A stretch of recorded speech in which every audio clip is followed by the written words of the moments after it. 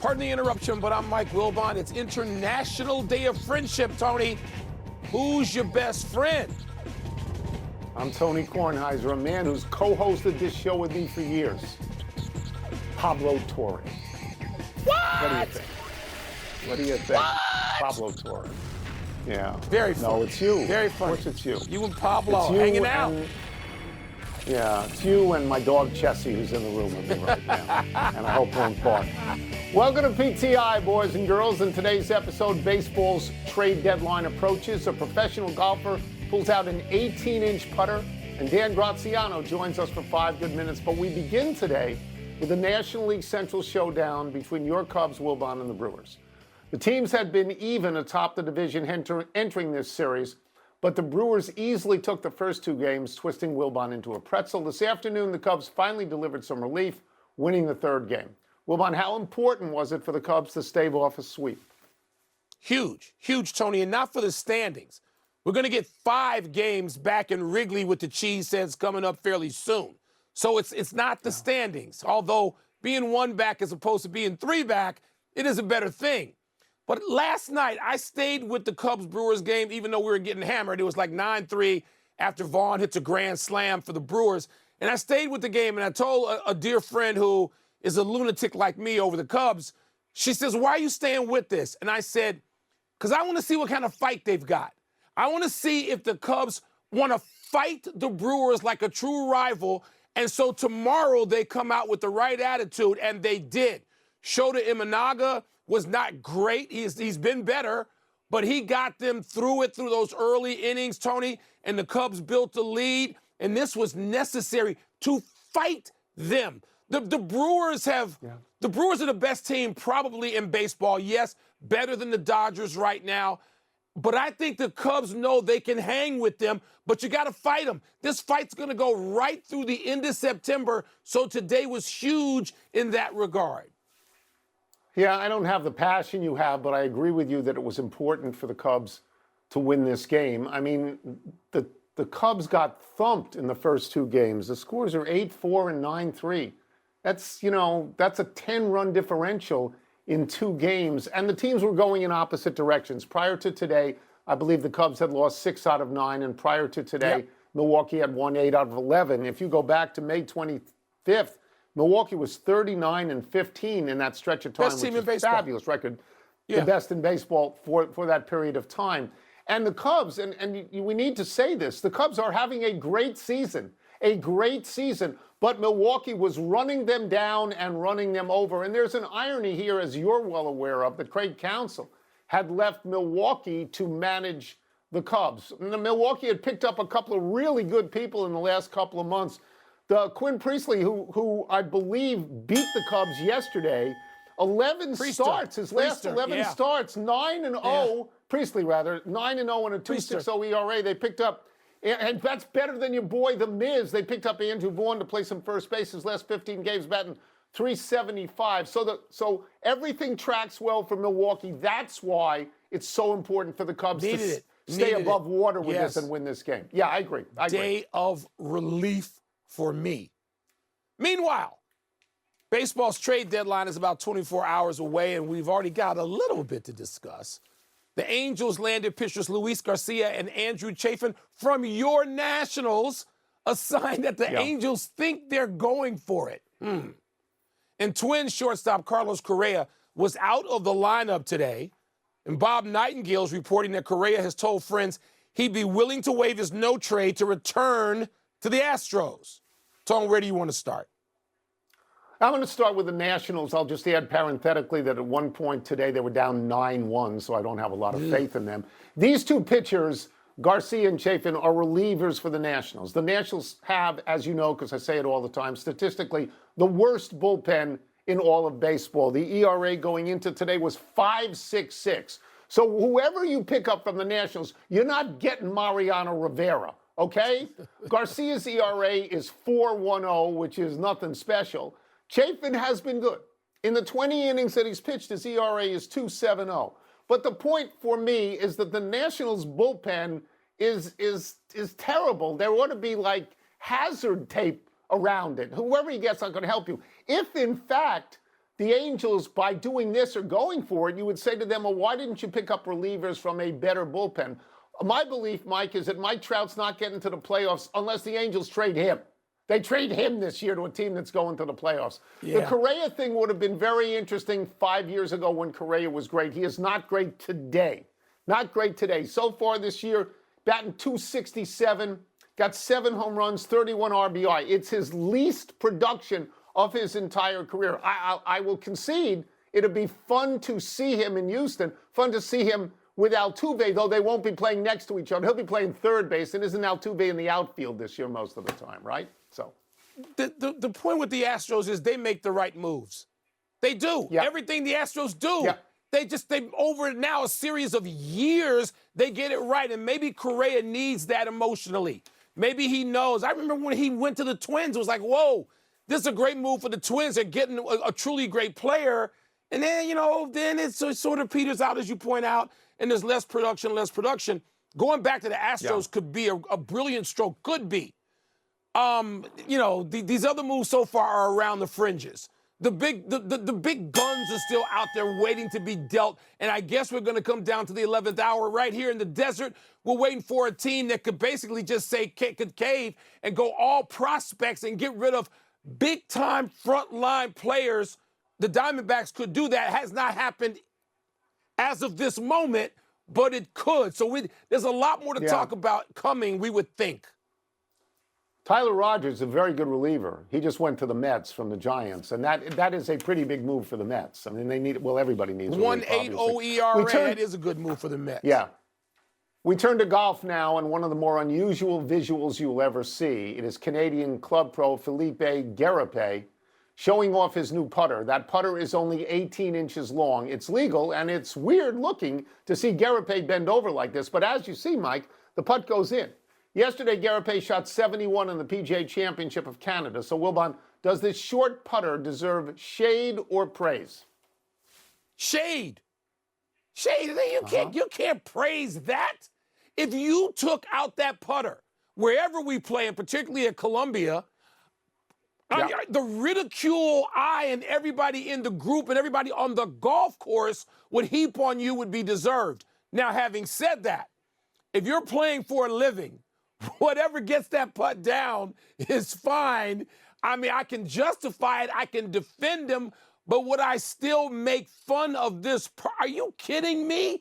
It would go the entire 4+ hours, the ridicule that would be heaped on whoever pulled this putter out during a round of golf. So I understand that. I understand that. But let me just go over this. Is it legal? Yes, it is legal. Yeah. Does it look legal. Stupid? Yes, it looks stupid. Now ask me if I care. Anybody who plays golf wants a putter that is dependable and works for him. If you see the ball is getting to the hole, it's dropping into the hole at that point. I think to myself that if you have confidence in a putter, it's okay if it's made out of Swiss cheese. Again, the biggest question is it legal? Because, Mike, 10 or 12 years ago, there was a real long putter that it looked like you had to fasten to your chest, and that was declared illegal at some point. So it has been done. This thing is legal. Do you look like something out of the Little Rascals? Yeah, you look idiotic. It looks like it belongs to a 4-year-old. But again, if it drops and most matches are won by putting, it's okay. It's okay. Yeah, but Tony, big if. He shot 44 on the front today. So maybe it's not working. And if you look that stupid and it's not working, then just bring the ridicule. Just bring it. That's what sports is about. A lot of people. Ridicule. A lot of people who play the same set of clubs for years and years and years, and they're always fooling with putters. They go to a blade, they go to some horseshoe thing, they go to a mallet. And these putters cost hundreds of dollars. And if you find one that works, even if you look like a dope, if it works, total dope. I think you use it. How many putters in your garage? Let's take a break. How many putters you got? About 15. Michael's got 14 of them, and I steal them every once in a while. Coming up, Trey Hendrickson shows up to Bengals camp. We will ask Dan Graziano what it means. We'll also ask him which new head coach might be standing out to him in the NFL. The average putter is 34 to 36 inches. This is half the size. You bend over, you do. Yeah. It's like for a 4-year-old, you look idiotic. But again, 30, what if it 35 inch. Pardon the Interruption is brought to you by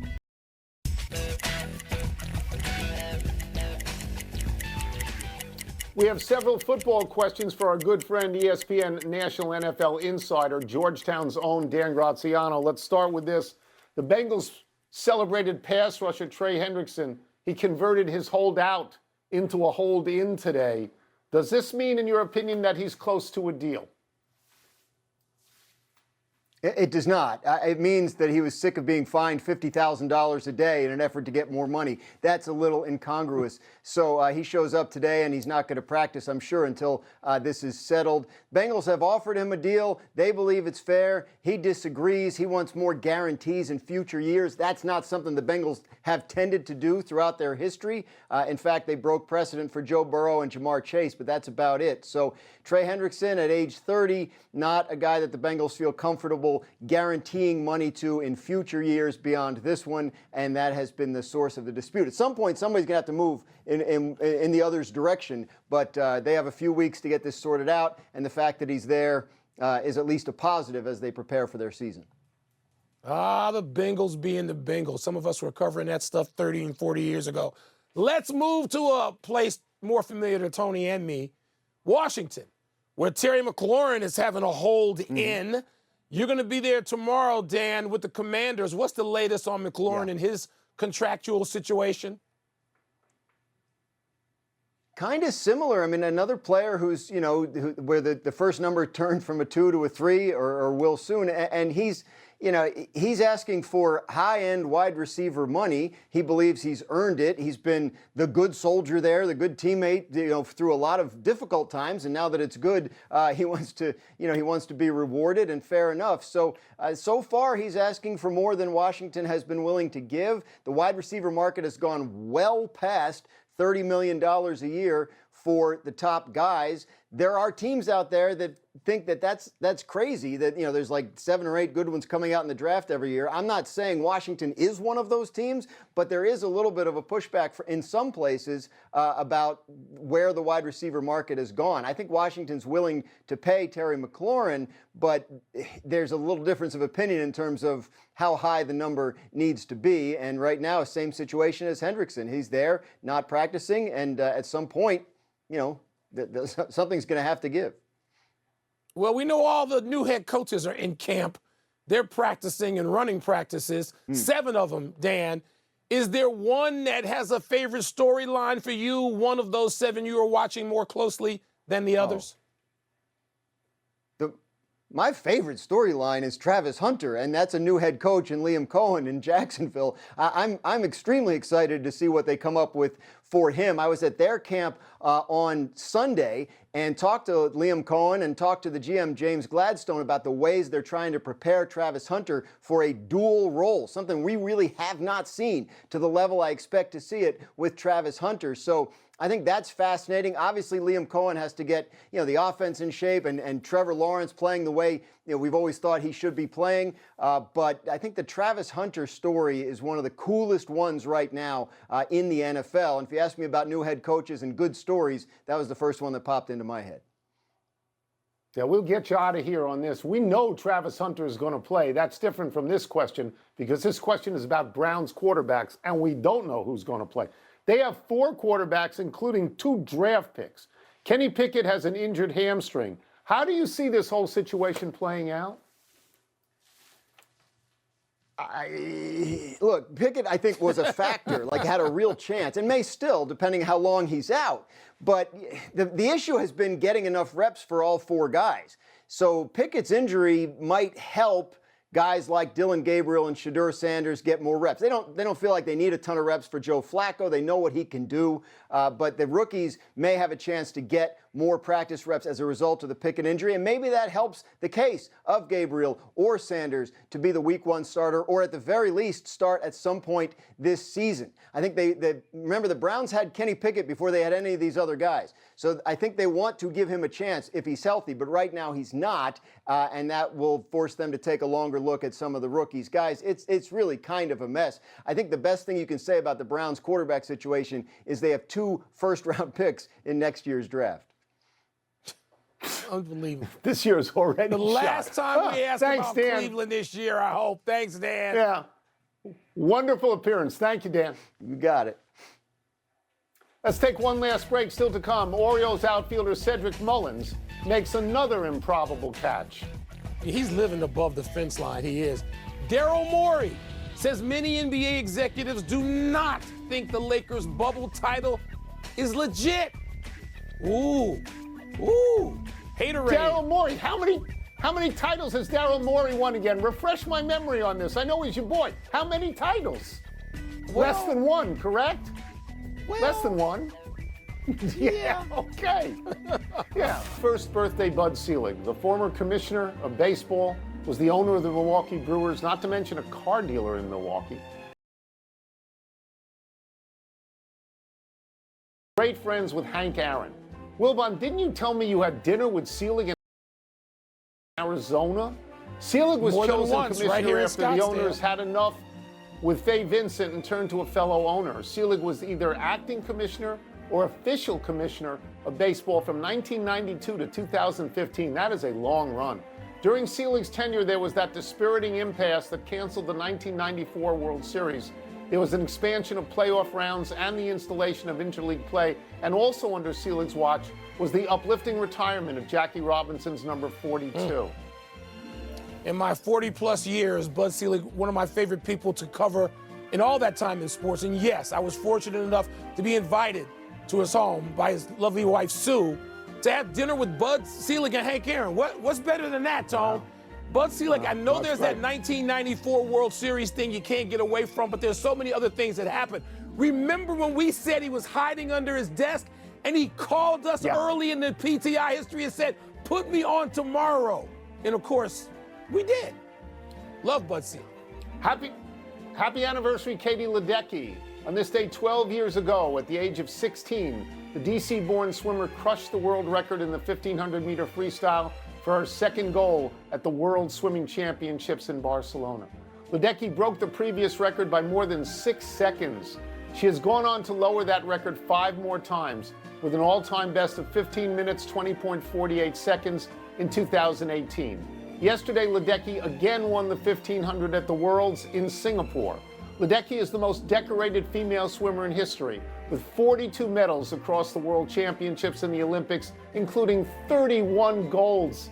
Ledecky has more Olympic medals than any American woman in history, 14, including 9 golds. She is aiming at competing in the 2028 Olympics in Los Angeles. Tony, is pretty cool. Both of us have had front row seats to Katie Ledecky's entire life. So yes, her career. And it's so great that she does this and has the presence that she does. It's like Wilt and Michael Jordan, though. You could do a Katie Ledecky anniversary to a record every day. Every day in the summer, we could do Katie Ledecky, and we'd be happy to do. It's an amazing amount of medals, it really is. Happy trails to the Orioles for Sir Anthony Dominguez. The Orioles dealt the right-handed reliever to the Blue Jays last night between games of a doubleheader with Toronto. That means that Dominguez suited up for the O's in Game 1 and for the Blue Jays in Game 2. In fact, he passed his suddenly former teammates on the way to the visitors' bullpen and even made it to the mound against his old team, throwing a scoreless 7th. By the way, in today's final game of the series between these two teams, Cedric Mullins robbed Ali Sanchez of extra bases with one of the best catches of the season. And didn't I read Mullins could have been one of those guys who gets traded? Man, you see, and that catch is no better than the previous one he made. He's doing this every other night now, it seems. It's a very similar catch to the one the National center fielder Jacob Young made about a week ago. Young made and a I know great you're catch, very yeah. skeptical most of the time of catches because you say, oh, they all look the same. But when you see a guy go over the wall, when he's got to plant his foot in the wall and then go over, it's a fun. thrilling moment. It's great to watch. It really is. It's really good. Let's go to the big finish. The Braves put Ronald Acuna Jr. on the IL with tightness in his right Achilles. That has to be cause for concern, right? Yes, and the Braves have been undone by injuries to their stars, it seems. And let's just hope it's not as serious as that sounds. Yankee starter Luis Gil expected to make his season debut 4 months in on Sunday. Is that significant? Yeah, he was Rookie of the Year last year. Everybody needs starting pitching. Yeah, it's a big deal. Jonathan Kuminga has yet to deal with the Warriors, in part because he reportedly believes the team has stunted and strung him along for 4 years. Do you agree with that? Wow, if you feel that way, look, it's not working. For whatever reason, he's a talent. Maybe it'll come out somewhere else, but it's just not working to the degree we thought it would at Golden State, even though he's won a championship. Shohei is on the mound in Cincinnati tonight after striking out his first 4 plate appearances last night. Your thoughts? I don't worry about his hitting. He's proven what a good hitter he is. I want to see him pitch and go more than 1 or 2 or 3. I want to see his arm back. Last one. Daryl Morey told The Athletic most execs don't see the Lakers' bubble title as a genuine championship. Do you? I do. That's hard. Different kind of hard, but hard. Yes, I do. Time, Tony. I'm Mike Wilbon. Same time tomorrow, knuckleheads. PTI. Back to L in Minnesota. PTI to encapsulate it for us. All right, Wilbon, who is the most important person in Minnesota sports history? I'm not about to tackle that, even though I'm a son of the Midwest and I care what happens in Minnesota as opposed to you New Yorkers and people who think we're all flyover territory. So I've paid attention to Minnesota sports my whole life, hating some of their teams. So I got a group. I'm going to start with George Mikan, Chicago boy, of course, born and raised, but George Mikan, because he won 5 championships in 6 years for the Minneapolis Lakers. And then Tony Kirby Puckett, another Chicago boy. Kirby Puckett won twice, Hall of Famer in Minnesota. Life ended far too soon. But I can go way back. I can go to Tarkenton, Killebrew, Rod Carew, and Tony Oliva, who won 9 batting titles. I could go crazy with all this stuff. Kevin McHale from Hibbing, Minnesota. I don't know why I know that. Guys like Paul Molitor, who are from Minnesota. You could go on forever. I'm going to end up, though, with when I play the Mount Rushmore game. So I'm going to let you go for a while because you got other names. The reason you remember Kevin McHale is from Hibbing is because Bob Dylan is also from Hibbing, Minnesota. Look, it's very hard for me to eliminate George Mikan because of the titles, as you suggest. But in our heads, we think of the Lakers because they moved, I guess, in 1960 to Los Angeles. 60? We think of them as the Los Angeles Lakers more than the Minneapolis Lakers. We do in our heads. So I'm gonna talk for a while here. I'm eliminating everybody who was born there but did not play professionally there. Okay, so I'm eliminating Kevin McHale. I'm eliminating Dave Winfield. I'm eliminating Bronco Nagurski. And I want to get to the pro teams because Minneapolis, St. Paul is one of the relatively few cities in the country that has all 4. So that's important when you discuss who's the most important. Okay, the Vikings, they have not won a championship. The hockey team has not won a championship, right? The Minnesota Timberwolves, they have not won a championship. I'm not saying that eliminates everybody, but in my mind, it does. The Minnesota Twins have won 2 World Series. They won in 1987 and they won in 1991, if I'm not mistaken, right? And while the Minnesota Twins may have never produced a player as great as Rod Carew, I eliminate Rod Carew because he was not on a championship team. These things go hand in hand for me. Winning a championship and also being a great player. So there are people that are out for me. Randy Moss is out. Van Tarkenton is out. Kevin Garnett is out. Harmon Killebrew is out. Alan Page. And these are all great players. These are all great players. But I'm looking at the Twins because they won a championship. So I'm looking at Herbie and Kirby. I'm looking at Kent Herbeck and Kirby Puckett. And to me, I wouldn't separate them. And they would go at the top of the ladder for me. Tony, I get that. And again, I said I was going to end with the Mount Rushmore game. I got to go with Mikan, and I got to go with Puckett, and I got my Chicago bias, and I mentioned that. But then I'm going to go with Bud Grant and Fran Tarkenton. And if I did this and just did it on personal interest, I would have to move 2 of them out and include Prince and Mary Richards. You understand that, of course. Mary Richards. Who can turn the world on with a smile? Sure, Mary Richards. Absolutely. Here we go. That's it. We're done. Back to you. Flip your hat. Flip your hat. I did. Flipped it.